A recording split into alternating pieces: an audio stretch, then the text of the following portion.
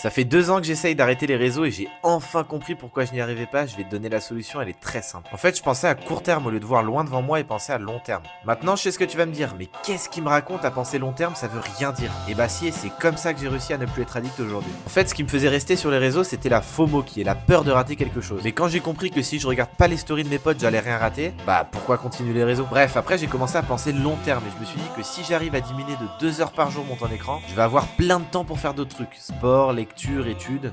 Je me suis enfin rendu compte que j'allais pouvoir faire ce qui me passionne et en pleine forme. Parce que oui, j'en ai pas parlé, mais un des points les plus importants quand tu penses long terme, c'est le sommeil. Aujourd'hui, c'est une personne sur 3 qui ne dort pas assez à cause de son téléphone. Et quand j'ai commencé à taper mes meilleures nuits de sommeil, j'ai compris que sur le court terme, j'allais rater quelques réels, mais que sur le long terme, j'allais être en pleine forme pour pouvoir faire ce que j'aime. En gros, tout ce que je t'ai dit depuis le début se résume en un cercle vertueux. Parce que si tu vas moins sur les réseaux, tu vas avoir plus de temps pour toi, donc tu vas être plus heureux, et donc tu vas encore moins aller sur les réseaux. Et en plus, tu vas être en pleine forme. Bref, tu as tout à gagner. Donc maintenant que tu es au courant de tout ça et que tu ne vas rien rater en passant moins de temps sur les réseaux, je te laisse t'abonner et aller voir mon compte pour savoir comment diminuer ce foutu temps d'écran.